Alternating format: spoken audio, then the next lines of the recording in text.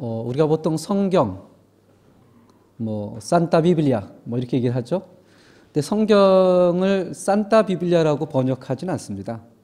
성경의 뜻이 따로 있어요. 성경의 뜻은 리브로스 베케뇨스, 작은 책들이란 뜻입니다. 지금이야 우리가 21세기를 살아가기 때문에 성경 또 66권, 성경이 또 66권으로 되어 있는 건 아닙니다. 그 당시에는 종이 인술이나 이런 게 되어 있지 않아서 대부분은 파피루스라고 커다란 잎에 한 장, 반 장, 그것을 모으고 모아서 성경 한 책이 되고 또 그걸 모으고 모아서 성경이 되기 때문에 성경이란 뜻이 리브로스 베케뇨스, 작은 책들이라는 의미입니다. 작은 책들. 그래서 지금은 워낙 성경이 흔한 시대에 살고 있지만 사실 이 성경이 약 2000년 동안 쓰여지고 또 저자가 40명 이상이 되면서 이 저자가 전부 각각 다른 직업을 가지고 살아가고 있거든요. 왕도 있었고 창기도 있었고 목자도 있었고 세리도 있었고 이 사람들이 각기 서로 다른 시대에 살아가면서 하나님에 대한 하나의 그 공통적인 관점이 있다는 것은 굉장히 놀라운 일입니다. 놀라운 일이에요. 우리가 이민사에서 비슷하게 이민 오고 같은 문화에 살아간다고 하더라도 우리의 생각 가치관은 굉장히 다양하거든요. 이런 말이 제일 한국에서 신학 공부할 때 우리 에티카 윤리 선생이라고 해야 되나요? 그분이 이런 말을 말씀하시더라고요. 양심대로 살자가 굉장히 무서운 얘기래요. 왜냐하면 양심의 기준이 다 다르거든요. 양심의 기준이 지역마다 다르고 문화마다 다르고 사람마다 다르고 나이별로 다르기 때문에 양심대로 합시다. 그러면 그 기준이 없는 거예요. 그 기준이. 제가 아르헨티나에서 있기는 연수는 34년이지만 그중에 한 7, 8년은 한국에 있었거든요. 아르헨티나에서 오래 살았다고 해서 칠레의 문화를 또 잘 아는 것이 아닙니다. 칠레에서 이제 법에 대한 기준, 아르헨티나에서 바라보는 법에 대한 기준이 굉장히 다르더라고요. 칠레는 법을 지켜야 된다. 이런 게 조금 아르헨티나보다 강한 것 같아요. 우리는 지켜야 된다가 아니라 안 걸리면 된다거든요. 안 걸리면 된다. 그래서 걸리면 재수없다. 하지만 안 걸리면 잘한 겁니다. 제가 칠레에 와서 이렇게 운전할 때 굉장히 힘든 게 스톱이야 빠레라고 써 있잖아요. 분명 아르헨티나에서 시험을 볼 때는 빠레가 있으면 3분 정도 기다렸다 가게 시험은 다 그렇게 봅니다. 그러나 가서 보시면 알겠지만 어느 차도 빠레를 보고 쓰는 차는 없습니다. 다 뭘 보고 쓰냐면 저쪽에는 오는 운전자의 눈을 보면서 서로 이렇게 사인을 주고 받습니다. 그렇지 빠레를 보고 쓰지는 않습니다. 또 이렇게 꽈드리클로 거꾸로 된 것도 있죠. 잠깐 멈추는 거. 거기서도 잠깐 멈추진 않습니다. 심지어는 사람이 하도 우리는 차가 먼저기 때문에 차가 먼저 지나갑니다. 아르헨티나는 그렇습니다. 근데 여기 와서 제가 빠레에 있으면 쓰는 이게 굉장히 어렵더라고요. 의식을 안 하면 저도 모르게 그냥 가는 거예요. 사람이 지나가면 쟤 왜 지나가지 이런 생각이 드는 거예요. 이게 습관이 안 돼가지고. 더더욱 힘든 것은 횡단보도를 건널 때 빨간불에 못 건너다는 게 너무 힘들더라고요. 여기도 걸을 때도 있죠. 아르헨티나에서는 정말 무의식과 의식을 다 동원해서 그냥 갑니다. 신호등을 보고 가는 게 아니라 차들이 오나 안 나를 보고 갑니다. 거긴 그래요. 그것이 양심적으로 죄를 졌다거나 이상하다고 생각하지 않습니다. 근데 칠레 와서 내가 굉장히 조심스러워요. 어제도 이제 신방을 갔다가 빠트로돈을 나갔는데 그저께군요. 길을 걸어가다 보면 사람들이 수군수군해요. 새로 연합교회 목사님이래? 그러면 제가 빨간 건너가려고 최대한 자제력을 해가지고 안 건너가고 기도. 제 양심은 건너가도 전혀 문제가 안 되지만 여기 좁아가지고 저는 모르는데 사람들은 알더라고요. 그리고 어떻게 다 들리게 얘기를 하죠? 안 들리게 얘기할 수 있는데 그냥 들으라고 얘기하는 것 같아요. 자기들끼리 얘기하는데 연합교회 새로운 목사님이라 이게 다 들려요 지나가면서. 그러면 이제 또 가만히 섰다가 인사하고 이렇게 빨간불 파란불 건너가지 말아야지 막 그래요. 이제 그런 양심의 부분이 굉장히 어렵습니다. 시대마다 다르고 사람마다 다르기 때문에 적응해야 되는 그런 것이 있습니다. 이 성경을 2000년 동안 40명이 넘는 저자들이 한 하나님에 대해서 공통적으로 썼다는 것은 거의 기적에 가깝습니다. 기적에 가까워요. 어떻게 배움의 높낮이도 다르고 살아갔던 시대도 다르고 직업이 다른데 하나님에 대한 공통적인 관점으로 그렇게 쓸 수 있을까? 그래서 우리는 성경은 성령이 조명해서 썼다라고 얘기를 하는 거죠. 성령이 조명해서. 성경을 크게 두 개로 나눕니다. 우리가 알듯이 구약, 신약, 안티고 테스타멘토, 누에보 테스타멘토. 이 구약과 신약으로 나눈다는 것은 이 가운데 언약이 있다는 걸 의미해요. 언약. 성경에 수많은 인물들이 나오고 성경에 수많은 히스토리가 나오지만 인물을 중심으로 성경을 보시면 안 됩니다. 히스토리를 성경으로 보면 안 돼요. 만약에 인물 중심으로 보거나 히스토리 중심으로 보면 늘 이렇게 결론을 내려야 됩니다. 아브라함처럼 되자. 이삭처럼 되자. 요셉처럼 살자.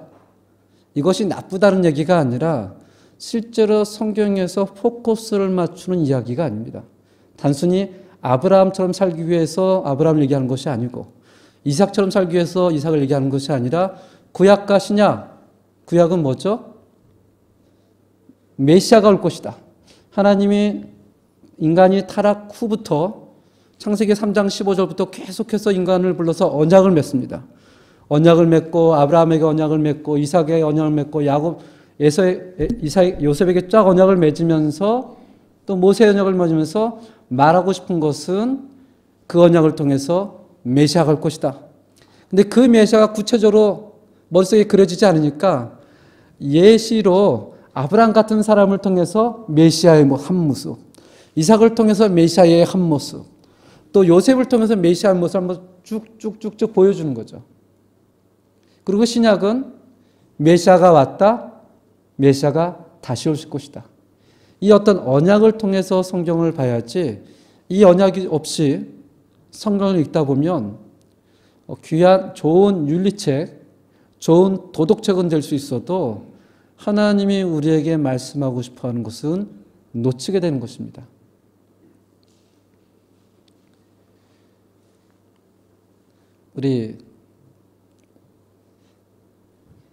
그래서 다행히 우리 김현희 집사님이 목이 건강해서 며칠 전에 우리 한교회 권사님하고 통화를 하니까 목소리가 정말 안 좋더라고요. 정말. 근데 그게 많이 좋아지신 거래요. 그래서 질문했습니다. 김현희 집사님은 괜찮으세요? 예, 살만합니다. 직장 나갔어요. 그래. 아이고 다행이네요. 우리 김현희 집사님 한번 외쳐주시면 저희가 또 따라 해보겠습니다. Sin frutto, sin frutto, sin frutto. 우리가 계속 출애굽 광야 시대를 보는데요. 출애굽 광야 시대도 출애굽의 어떤 히스토리로 보면 안 돼요.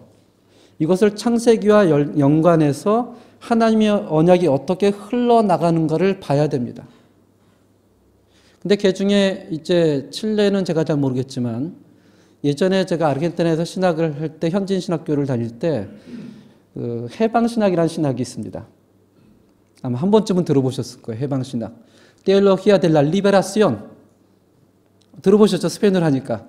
Teología de la Liberación은 뭐냐면 출애굽기에서 이스라엘 백성들이 노예로 고통받고 힘든 거 한가운데 하나님께 부르짖으니 하나님께서 억압받고 힘들고 어려운 사람을 어떻게 해요?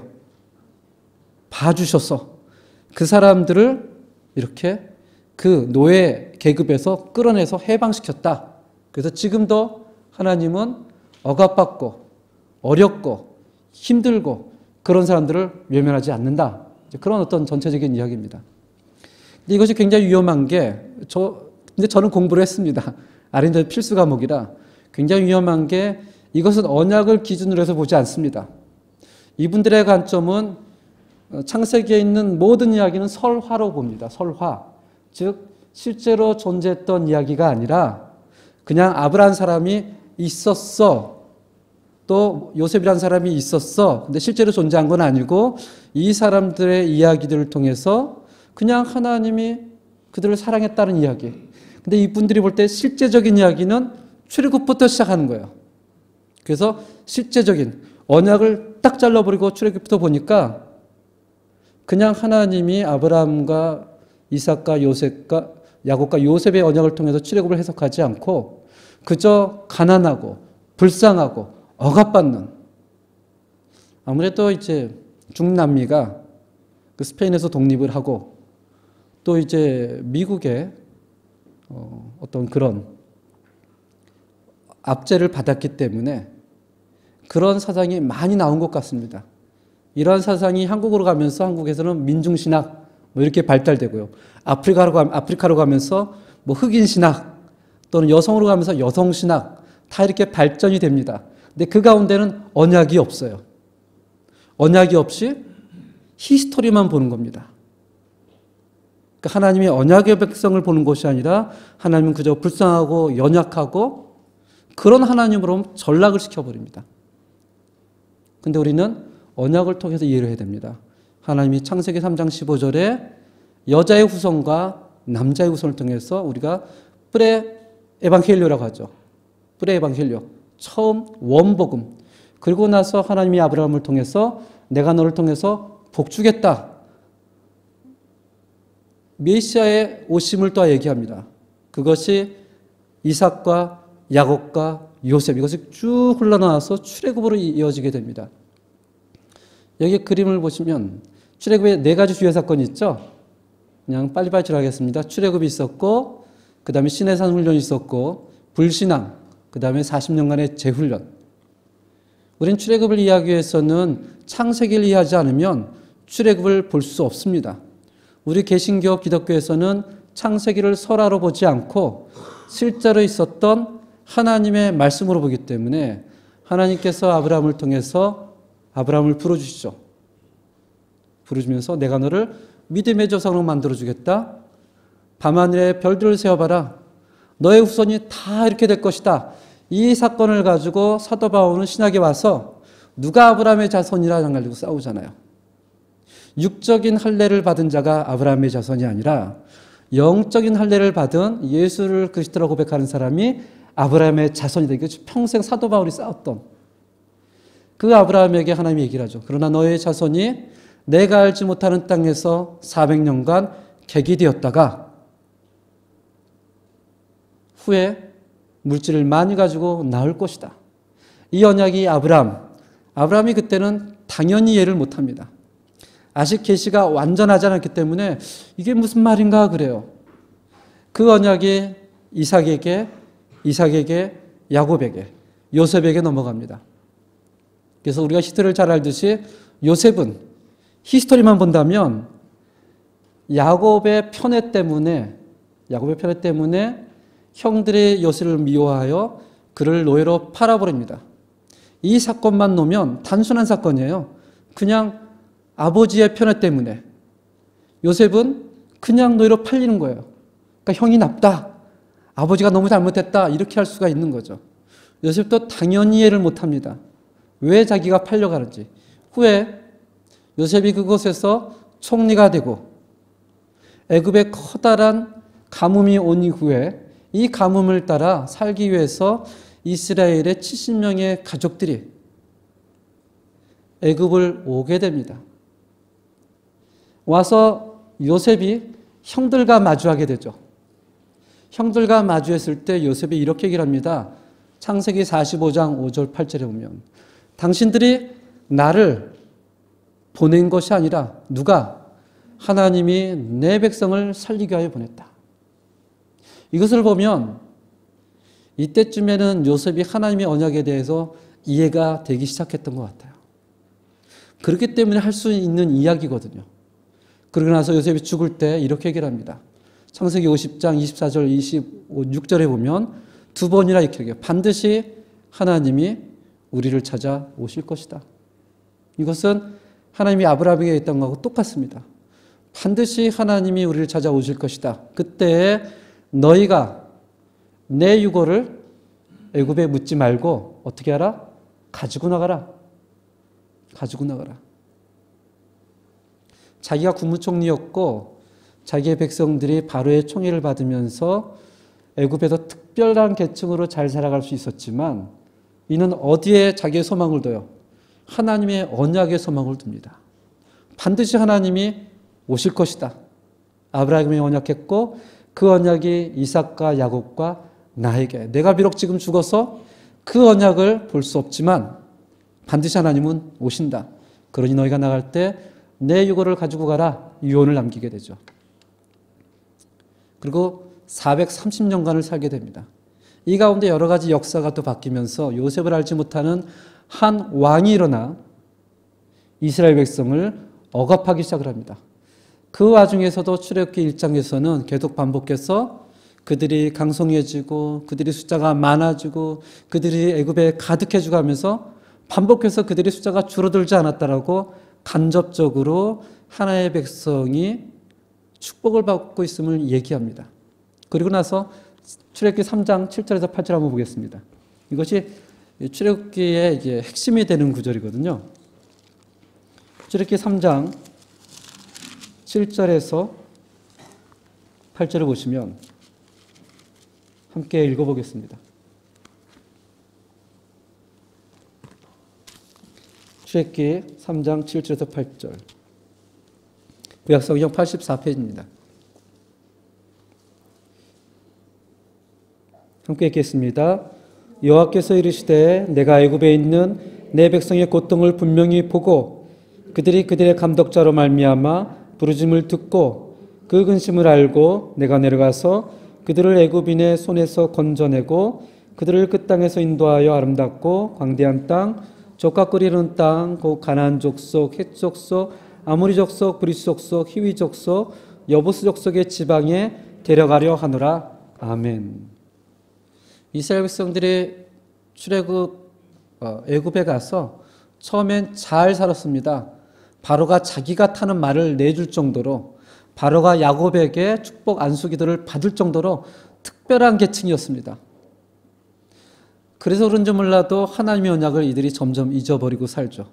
그러다가 출애굽기 1장 8절에 보면 요셉을 알지 못하는 한 왕, 저번에 얘기 나눴었죠. 이 왕 이름이 생각이 안 나네요. 그 왕이 일어나서 이스라엘 백성을 노회화를 시킵니다. 노회화를 시켜요. 그때 비로소 이스라엘 백성이 누굴 찾기 시작해요? 여호와 하나님을 부르짖기 시작합니다. 자기들이 잘 살고 특별한 계층으로 살 때는 하나님의 언약을 중히 여기지 않다가 자기들의 삶의 상황이 변하고 어려워지자 하나님을 부르짖기 시작했고, 오늘 본문에서 하나님은 어떻게 해요? 내가 너희들의 고통을 들었다. 들은 것뿐만이 아니라 내가 알고 있다. 그리고 내가 내려가서 너를 건져내고 너를 인도하여 하나님 아브라함이 약속하신 그 땅으로 데려가겠다라고 얘기를 합니다. 모세가 애굽의 왕자로 있을 때는 자기가 뭐든지 할 수 있을 거라고 생각했습니다. 심지어는 하나님이 자기를 통해서 이스라엘을 구원할 거라고 믿고 있었어요. 그러다 그것이 아님을 깨닫게 되죠. 그래서 미디안 광야로 도망가서 거기서 결혼한 다음에 첫 아들을 낳고 그 아들의 이름을 게르솜, 뜻은 나는 나그네다. 나는 할 수 있는 존재가 아니라 할 수 없는 존재다 라는 깨닫으며 40년을 살아갑니다. 그 위에 저 약속의 땅 호렙산 시내산에서 하나님을 만나고, 이곳은 거룩한 땅이니 내 신을 벗으라. 하여튼 억지로 그는 자기의 의지와는 상관없이 하나님에 의해 애굽으로 보내짐을 받습니다. 그리고 여기서 봤듯이 출애굽 봐서 이제 홍해를 지나고 시내산에 도착합니다. 시내산, 돌산입니다. 돌산. 아무것도 없어요. 칠레도 좀 멘도사 있는 쪽이 바릴로체나 이런 데처럼 나무가 울창하면 좋을 텐데 돌산은 아니지만 우리가 보통 한국 사람이 선호하는 그런 산은 아니더라고요. 그냥 나무도 좀 적고 또 뭔가 좀 물도 좀 적고 그런 산인 것 같아요. 아르헨티나에서 부에노스에서 한 500km 가면 시에라 델라 벤타나가 있습니다. 시에라 델라 벤타나. 그 산의 꼭대기 가면 이렇게 구멍이 뚫려 있는데 가까이 가면 굉장히 커요. 그래서 그 산의 이름이 시에라 델라 벤타나. 그게 세계적으로 굉장히 유명한 돌산인 거 아시죠? 이 클라이밍, 손으로 타는 사람들이 다 거기 와서 클라이밍을 합니다. 거기가 딱 부에노스에서 500km인데 해마다 아르헨티나에 선거 때가 있으면 사람들이 자동차를 타고 굴러 갑니다. 왜인 줄 아세요? 아르헨티나에 선거를 안 할 수 있는 방법이 있습니다. 자기가 사는 땅에서 500km를 가면 법적으로 책임감이 없어요. 그래서 딱 거기 가서 플래카드 들고 서 있습니다. 에히토이 시르달 벤타나 이렇게. 그것이 꼭 저것과 같습니다. 낮에는 한 50도 올라가면서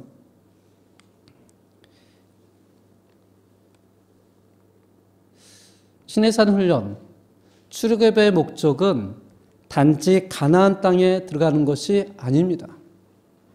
만약에 우리가 예수를 믿는 것이 천국에 가는 것이 유일한 목적이고 그것이 진정한 목적이라면 그러니까 예수 믿고 빨리빨리 가야죠.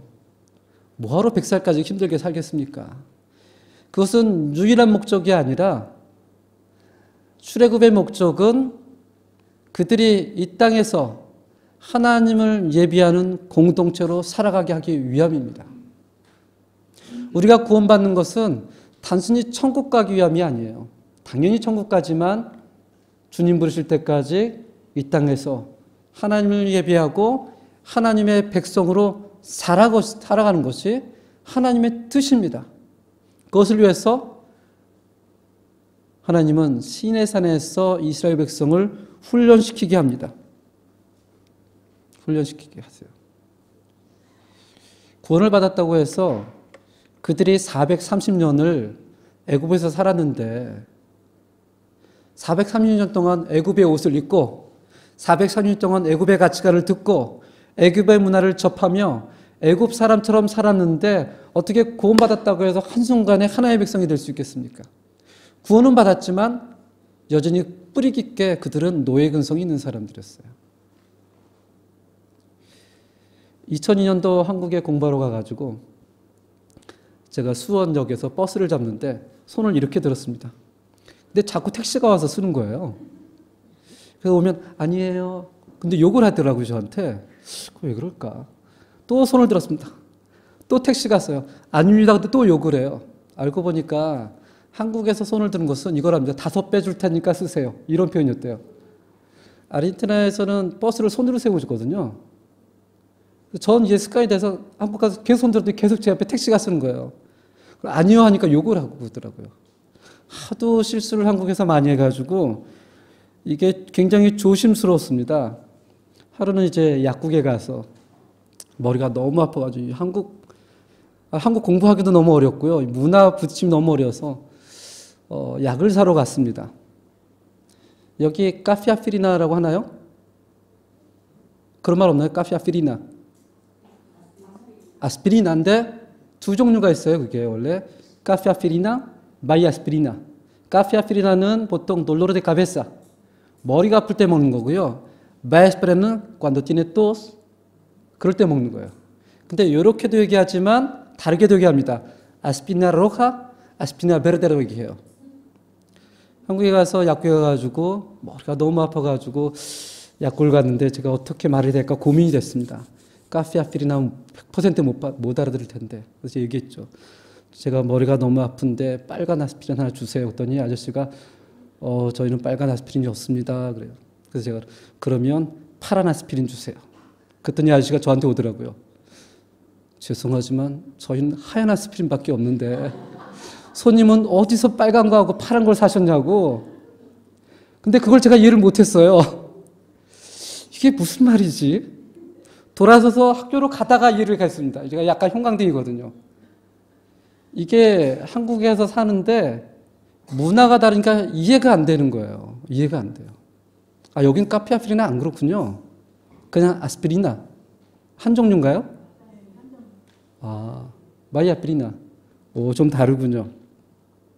마찬가지로 이 사람들도 430년 동안 애굽에서 살았습니다.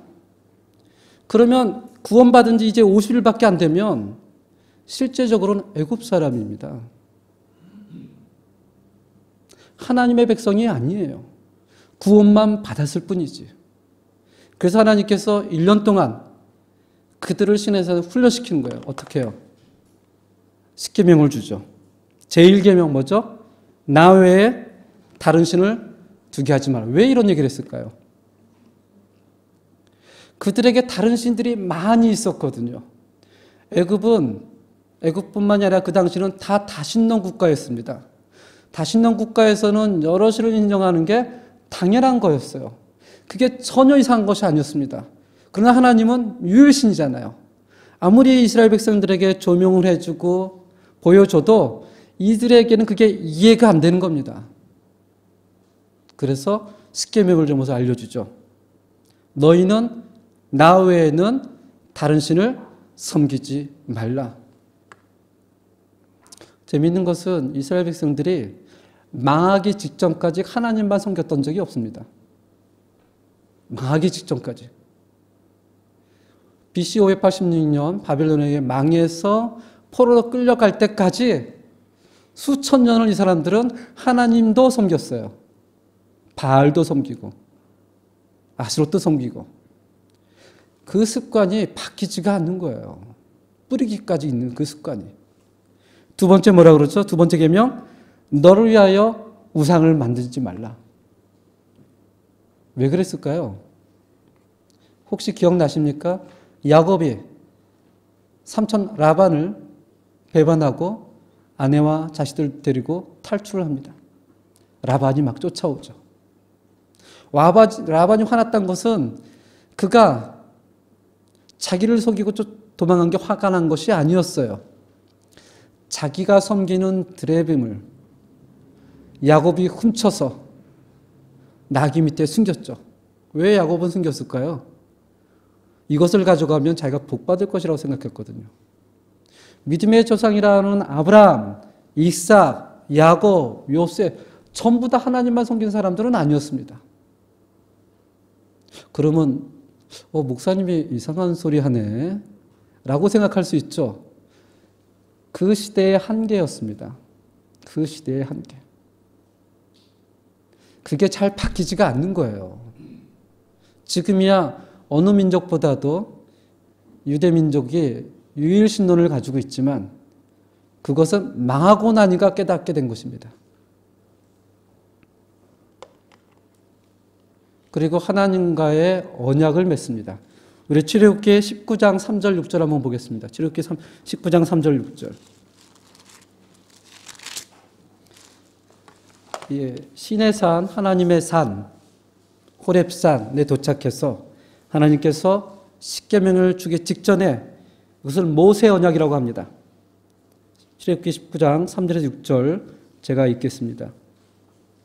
모세가 하나님 앞에 올라가니 여호와께서 산에서 그를 불러 말씀하시되 너는 이같이 야곱의 집에 말하고 이스라엘 자손들에게 말하라. 내가 애굽 사람에게 어떻게 행하였음과 내가 어떻게 독수리 날개로 너희를 업어 내게로 인도하였음을 너희가 보았느니라. 세계가 다 내게 속하였나니 너희가 내 말을 듣고 내 언약을 지키면 너희는 모든 민족 중에서 내 소유가 되겠고 너희가 내게 대하여 어떤 나라가 된다고요? 제사장 나라. 또 거룩한 백성이 되리라. 너는 이 말을 이스라엘 자손에게 전할지니라. 아멘.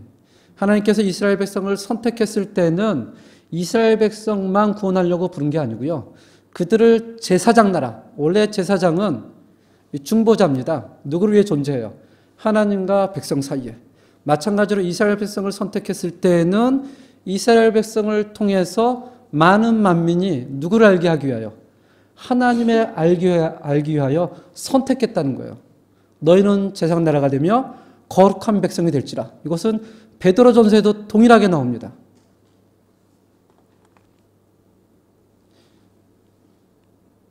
성막을 세우고 제사법을 알려줍니다. 너희 마음대로, 너희 생각대로, 너희 철학대로, 너희 편한 대로 하나님을 섬기고 하나님 앞에 오는 것이 아니라 내가 정해주는 법, 내가 알려주는 법대로 해라. 그렇게 안 하면 자기 마음대로 섬기거든요. 이렇게 했어도 모세가 시내산에 올라가서 40일 동안 하나님과의 면접이 있었을 때 그 아래에서 이스라엘 백성은 이렇게 소리치죠.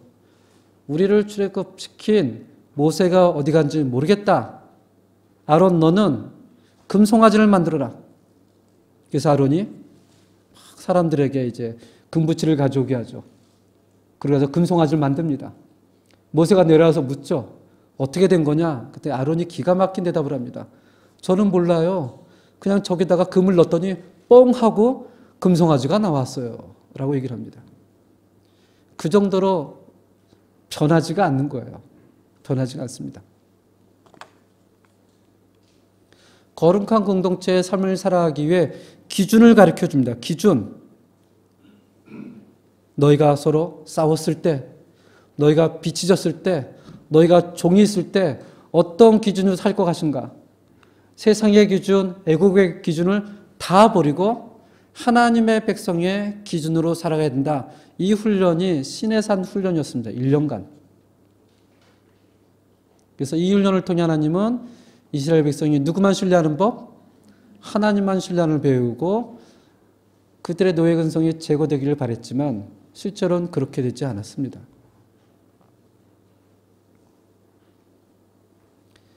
이제 이스라엘 이 지도를 보시면 시내사에서 1년 동안 있으면서 십계명을 받고 성막을 통해서 하나님을 알게 되죠. 이 십계명하고 성막이 나오는 데가 출애굽기 21장부터 레위기까지 있습니다. 이 창세기부터 출애굽기 20장까지는 그래도 좀 재밌어요. 어떤 사건 중심으로 뭐 다이나마게 지나가기 때문에 들으면 재밌는데 출애굽기 21장부터 십계명이 나오기 시작하고 제사법이 레위기에 나오면 정말 재미가 없습니다. 정말 재미가 없어요. 수많은 사람들이 성경 일독하겠다가 다 읽다가 딱 멈추는 데가 있어요. 그게 레위기서입니다. 레위기. 여기만 가면 갈등이 돼요. 이거 읽어야 되나? 근데 실제로 진짜 재미없습니다. 그래도 나중에 혹시 또 시간이 된다면 레위기서를 길게 하진 않고 한 두세 번에 나눠서 함께 공부하는 것도 의미가 있습니다. 시내산에 1년 있는 기간을 레위기서에 기록되어 있습니다. 그리고 여기서 저기를 해요. 인구조사를 합니다. 그 인구조사를 하는 책이 누메로, 민수기입니다. 민수기에는 인구조사를 2번 하거든요. 출애굽에서 떠날 때 1번, 그리고 저기 모압 평지에서 가나안 들어가기 1번 마지막으로 합니다. 이스라엘 백성들이 불신앙입니다. 훈련을 받고 그 유명한 가데스 바네아로 가죠. 가데스 바네아. 여기서 가나안까지는 진짜 말 그대로 엎어지면 코앞입니다. 제가 예전에 한국에 갔었을 때 어디죠? 갑자기 생각이 났네. 휴전선이라고 하나요? 거기 가면 이렇게 보는 데가 있어요. 아주 휴전까지는 못 가고 차로 갈 수 있는 데가 있습니다. 임진강. 아, 맞습니다. 임진강. 이렇게 해서 보면 저는 눈이 좋아가지고 북한 사람이 보여요. 전 멀리 있는 거 잘 보거든요. 만안경으로 보면 진짜 잘 보입니다. 거기 가서 놀란 게 이렇게 북한이 가깝나라는 생각을 했어요. 저희 아들 데리고 갔었거든요. 그리고 그 앞에 가면 기차는 달리고 싶다라는 열차가 하나 있습니다. 정확히 수천 발의 총탄이 꽂혔다 그러더라고요. 그리고 거기서 이제 그 철도가 끊어지고 기차는 달리고 싶다. 거기 가면 수많은 사람들이, 신앙민들이 편지를 써서 거기다 꽂아 놓더라고요. 저는 신앙민이 아니기 때문에 그냥 가면 아, 북한이 가깝구나. 북한 사람 저렇게 사네. 이 정도인데 수많은 사람들은 와서 울더라고요. 그걸 보고. 그 가까운데 못 가는 그 심정. 지금 이제 이스라엘 백성이 가데스 바네아에 갔어요. 12명의 정탐꾼을 보냅니다. 그들이 정탐을 하고 돌아오죠. 여기 보니까 이 그림이 굉장히 큰 사람이 있죠. 이들이 돌아와서 얘기를 합니다. 그곳에 갔더니 누가 살고 있다? 안악자손이 살고 있더라. 안악자손. 이 안악자손은 어떤 사람일까? 민수기 13장을 한번 보시겠습니다. 13장 25절부터 28절 한번 보겠습니다. 민수기 13장 23절에서 25절. 25절 28절입니다. 구약성경 217페이지입니다. 그 12정탐꾼이 그 가나안 땅을 40일 동안 정탐하고 나서 공통적으로 하는 얘기가 있습니다. 민수기 13장 25절에 보니까 이렇게 얘기합니다. 40일 동안 땅을 정탐하기를 마치고 돌아와 26절 바란광야 가다스에 이르러 모세와 아론과 이스라엘 자손의 온 회중에게 나와 그들에게 보고하고 그 땅의 과일을 보이고 27절입니다. 모세에게 말하 이르되 당신이 우리를 보낸 땅에 간즉 과연 그 땅에 젖과 꿀이 흐르는데 그것은 그 땅의 과일입니다. 28절 함께 읽겠습니다. 시작. 그러나 그 땅 거주민은 강하고 성읍은 견고하고 힘이 클 뿐 아니라 거기서 누굴 봤다? 아말렉 자손을 봤대요. 아말렉 자손. 아낙 자손. 이 아낙 자손은 대대로 거인 자손이거든요. 이들이 어느 정도 컸을까? 정확하게 키가 어느 정도 컸을까는 나오지 않는데 간접적으로 알 수 있는 게 있습니다. 신명기 3장 11절 한번 찾아보세요. 신명기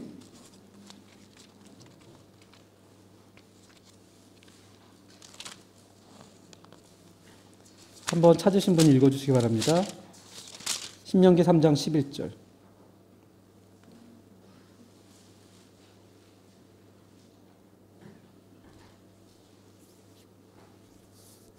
예, 한번 읽어주세요. 유진선 집사님.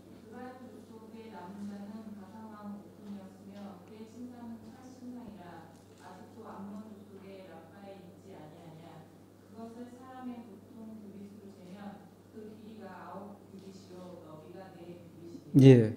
그 이제 이 족속은 요단강을 기준으로 해서 이쪽이 이제 가나안 땅이라면 이쪽 사는 사람을 얘기를 하는 거예요. 아낙 자손하고 비슷한 사람. 근데 그 사람들이 쓰는 철침대를 주의 깊게 보시기 바랍니다. 당시 이스라엘 백성은 석기 시대에 살고 있었습니다. 우리가 여호수아가 나가서 싸웠다고 하니까 오늘날 우리가 생각하는 것처럼 멋진 강청을 가면 좀 막 싸웠을 것 같지만 이스라엘은 출애굽한 후에 여전히 석기 시대에 살고 있었어요. 석기 시대와 청동기 시대. 변변찮은 그 무기였습니다. 그런데 가나안으로 오니까 이 사람들은 어떤 시대에 살고 있어요? 철기 시대에 살고 있습니다. 예전에 드라마를 보면 대조영인가요? 그 대조영에 보면 왕건이 늘 마음속에 대조영인가요? 왕건인가? 왕건 같네요. 죄송합니다. 기억은 안 나네. 고구려, 주몽. 우리 정 집사님 감사합니다. 주몽의 평생 소원이 뭔지 아시죠? 뭐죠? 강철검. 그때 고구려 당시는 청동기 시대이기 때문에 청동검밖에 없습니다. 청동하고 강철을 부딪히면 어떻게 돼요? 청동검이 자꾸 부러지는 거예요. 그러니까 늘 중국에 싸우면 집니다. 그래서 이 사람의 평생 소원은 어떻게 해요? 강철검을 가져야겠다. 그게 평생 소원이었습니다. 이 당시 이스라엘은 석기 시대와 청동기 시대의 중간에 있었어요. 나중에 좀 보시면 알겠지만 심지어는 사울이 왕이 되었을 때도 강청검을 가지고 있는 사람은 딱 2명뿐이었습니다. 누구요? 사울하고 요나단. 나머지들은 다 꽃갱이 들고 있고 삽 들고 있고 그런 문화의 사람들이 가나안을 가려고 했더니 거기는 어떤 시대예요? 철기 시대. 이건 붙으면 어떻게 되겠어요? 지는 거예요. 근데 그 철침대의 크기를 봤더니 길이가 몇 규빗? 9규빗. 9규빗이면 얼마나 될까요? 보통 한 규빗이 여기서 여기까지니까 넓이가 4규빗. 침대 길이가요 4m 50. 넓이가 2m. 물론 침대 길이가 이렇다고 해서 그 사람이 키가 4m 50이고 뭐 뚱뚱이가 2m는 아니겠죠. 뚱뚱이 좀 이상하네요. 근데 어마어마하게 컸던 거예요, 사람들이. 거기다가 철기 시대를. 그러한 것을 보고 돌아온 10명의 정탐꾼이 어떤 마음을 갖겠습니까? 어떤 마음을? 가서 보니까 젖과 꿀 흐르는 땅이 맞긴 맞더라. 근데 그 가운데 누가 살고 있더라? 아낙 자손이 살고 있더라. 우리는 그 앞에서 메뚜기와 같더라. 싸움은 어떻게 되겠어요? 싸움은 백전백패예요. 거기다 강철 시대에 살고 있는 사람들. 10명이 그렇게 얘기를 합니다. 10명이. 우리는 가면 다 죽는다. 단 2명만이 얘기를 하죠. 누구죠? 여호수아하고 갈렙. 제가 재미난 이야기가 있는데요. 저희 아들이 여호수아잖아요. 제가 여호수아를 낳고 딸째 안젤라를 낳고 제가 셋째를 굉장히 기다리고 있었습니다. 진짜 기다리고 있었어요. 그리고 마음속에 결심을 했어요. 아들을 낳으면 갈렙이라고 줘야지. 근데 어느 날 꿈속에 저희 처가 임신을 해서 애를 낳은 거예요. 그래서 제가 그 아이를 안고 갈렙 너무 예쁘다. 근데 그 꿈에 이어서 저희 막내 동생이 나타나니 오빠 내가 한번 안아볼게. 그 가져가고 꿈이 깼어요. 그리고 며칠 후에 제 동생한테 연락이 왔습니다. 오빠 나 임신했어. 어떡하면 좋아. 넷째야. 사람들이 나 돈 많은 줄 알아. 그래서 제가 그랬죠. 그 아이는 갈렙이다. 오빠는 참 이제 임신한 지 몇 주밖에 안 됐는데 아니 갈렙이야. 그러고 나서 진짜 갈렙으로 이름을 줬어요. 갈렙으로. 한 번 이름을 들으니까 다른 이름이 눈에 들어오질 않는데요. 그래서 갈렙. 이 12명의 정탐꾼 가운데 2명의 사람, 여호수아와 갈렙만이 아니다. 올라가자. 그들은 우리의 밥이다라고 얘기를 합니다. 10명의 사람은 현실에 충실한 사람들이에요. 거짓말이 아니에요. 이 사람들은 진실한 얘기를 하는 겁니다. 가면 죽는다. 가면 싸움은 진다. 부정적인 사람이 아니고요. 현실적인 사람이에요. 이 2명은 약간 비현실적인 사람입니다. 그렇지만 현실보다는 언약을 통해서 보는 사람들이에요. 세상의 관점으로 보면 어떤 사람이 더 현실적인 사람입니까? 이 사람들이 더 현실적인 사람이죠. 이 사람이. 이제 이 부분은 아마 교재는 안 나왔을 거예요. 이게 좀 업그레이드된 제가 다시 만든 거라. 이 10명의 정탐꾼, 현실의 상황을 두고 세상을 바라봤던 사람들은 이렇게 합니다. 올라가서 그 백성을 치지 못한다. 잘 보이시나요? 예, 올라가서 그 백성을 치지 못한다. 이 2명의 정탐꾼, 언약을 통해서 세상을 봤던 사람들은 올라가자. 그 땅을 취하자.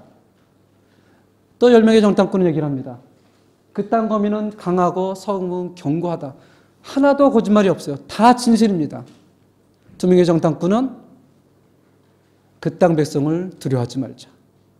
또 10명의 정탐꾼은 그 땅을 악평합니다. 아무리 좋아도 우리 땅이 될 수 없다. 2명의 정탐꾼은 뭐라고 그래요?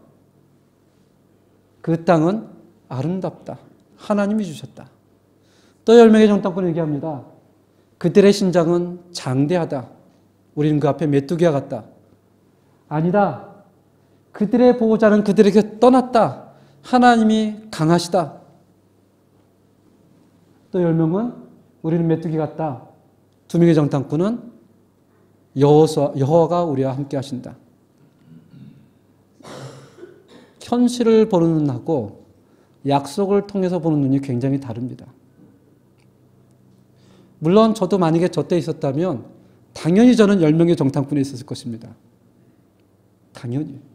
만약 여러분들이 저 때 있었다면 어디 있을 것이라고 생각이 들어요. 저는 솔직하게 10명의 정탐꾼에 속했을 것 같아요. 이건 안 된다. 사람이 현실적이어야지. 저는 그랬을 것 같아요. 물론 이 가운데 안 거실 분도 있을 것이라고 생각이 듭니다. 그리고 이들은 어떻게 해요?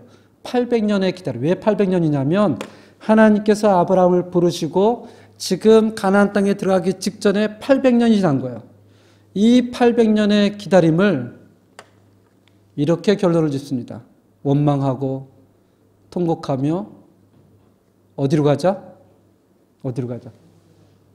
한 지간을 세우고 어디로 돌아가자? 애굽으로 돌아가자. 이들의 결론은 그거였습니다. 하나님의 언약이 있어도 하나님이 함께 해도 현실은 그래. 현실이 그런 건 우리는 어쩔 수가 없어. 그러니까 한 사람을 세워서 애굽으로 가자. 그렇게 결정을 내립니다. 800년의 기다림이 물거품이 되어집니다. 그리고 여기서부터 40년, 정확히는 38년 동안 광야를 헤매게 됩니다. 광야를 헤매게 돼요. 이 38년 동안, 광야 38년 동안 그 가데스 바네아에서 가나안 땅까지는 130km면 갈 수 있는 가까운 거리입니다. 근데 거기를 38년 동안 가지를 못해요. 그리고 1세대, 출애굽했던 1세대가 다 죽습니다. 이것을 계산했더니 하루에 몇 명이 죽는지 아세요? 87명이 죽어나갑니다. 38년 동안 매일매일 87명이 죽어가는 것을 다 바라봐요. 그리고 출애굽 세대가 아닌 새로운 세대, 출애굽 2세대, 광야에서 태어난 사람이 여호수아와 함께 가나안 땅을 들어가게 되죠. 민수기, 잘 보이지 않지만 민수기 15장에 보면 이렇게 얘기를 합니다. 네가 그 땅에 들어가거든 그 땅에 들어가게 되면 예배를 드려라. 글씨가 너무 조금해서 죄송합니다. 그 땅에 들어가면 너희뿐만이 아니라 너희 종들과 노예와 손님과 자손과 아들까지 하나님을 경배하라. 이것이 2세대에게 얘기하는 것입니다. 그리고 38년 동안 방황한 다음에 모세를 따라 사해 밑으로 해서 모압 평지, 이제 가나안 접경까지 도달하게 됩니다. 여기서 모세가 한 번 더 얘기를 하죠. 그것이 데우토로노미요. 데우, 두 번째, 노미오, 레셋. 출애굽 세대가 아닌 광야 세대에게 하나님의 말씀을 처음부터 다시 다 설명해 주는 거예요. 출애굽을 경험하지 못했던 사람들에게 하나님이 너희를 출애굽하셨고 하나님이 너를 구원하셨고 그러면서 시내산에서 훈련했던 것을 다시 한번 설명하는데 그것이 신명기, 그래서 신명기를 히브리어로 보면 샤마 이스라엘, 이스라엘아 들으라 이렇게 얘기를 합니다. 그리고 마지막 세대였던 그 모세까지 하나님께서 가나안 땅에 들어가지 못하게 하십니다. 이제 출애굽 광야하실 때는 다 마무리가 되고요. 새로운 세대, 가나안 정복 세대가 시작이 되어집니다. 이것은 다음 주에 함께 나누도록 하겠습니다. 뭐 자세하게 다 말씀은 안 드렸지만 전체적인 이야기는 이해가 되어지죠. 이해가 되어지면서 또 이제 질문들은 제가 이제 기도를 마치고 저한테 해주시면 뭐 질문한다고 해도 제가 다 답변을 드릴 만한 그런 역량이 있거나 그러지는 못합니다. 하지만 최선을 다해서 또 질문을 받도록 하겠습니다. 기도하고 죄송합니다. 권사님. 야곱. 예. 죄송합니다. 예. 그 당시 야곱도 그 당시 믿음의 조상이라는 사람들도 우상숭배를 늘 가지고 다녔어요. 예. 왜냐하면 하나님만 유일한 개념이 그 당시에 없었습니다. 우리가 그렇게 깊게 이해를 해야지 이 사람들은 처음부터 하나님만 잘 섬겼다, 하나만 섬겼다 이렇게 이해를 하면 오늘날의 시각으로 그걸 바라보는 거거든요. 그 당시의 시각에서는 신들의 세계에 살고 있는 거예요. 각 신마다 신이 있는데 이스라엘의 신은 광야의 신이라고 얘기했습니다. 그 이스라엘 신이 가나안에 들어가자 그 가나안 땅에 정착해 살고 있는 바알 신에 이스라엘 백성이 매력적인 느낀 거죠. 이렇게 생각했습니다. 광야의 신은 정착해서 살면 그 가나안 땅의 신 바알에게는 안 될 거야. 왜냐하면 바알은 농사를 짓고 비를 내리면서 풍족하게 하는 신이었거든요. 그래서 이스라엘 백성은 망할 때까지 우상 숭배를 한 번도 안 한 적이 없어요. 한 번도. 그들이 언제 안 했느냐? 쫄딱 망하고 노예로 끌려가서 바빌론 강가에서 울며, 그리고 1차, 2차, 3차 포로로 돌아와서 그때부터 오직 하나님만 지금까지 섬기게 됩니다. 이것은 마치 이런 겁니다. 우리가 교회 와서 예배를 드리고, 물론 오늘같이 우상 숭배를 하지 말라 그러면 우상을 섬기는 사람은 당연히 없죠. 그렇지만 하나님보다 더 사랑하는 것들이 우리 마음속에 계속 있거든요. 때로는 자녀일 수도 있고 돈일 수도 있고, 그것이 시간이 지나면서 하나씩 우리가 훈련을 통해서 배워지는 거지, 하나님을 믿었다고 해서 모든 것보다도 하나님만 더 사랑하는 사람으로 갑자기 바뀌지는 않는다는 사실입니다. 그건 시간이 걸리고 훈련이 필요합니다. 물론 고통도 따릅니다.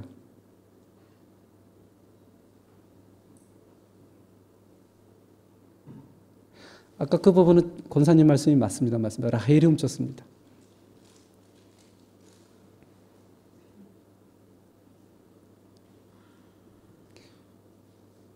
혹시 그 믿음의 사람들이 우상도 섬겼다고 하니까 좀 불편하신가요? 그건 그때 그분들의 한계라고 생각하시면 됩니다. 한계.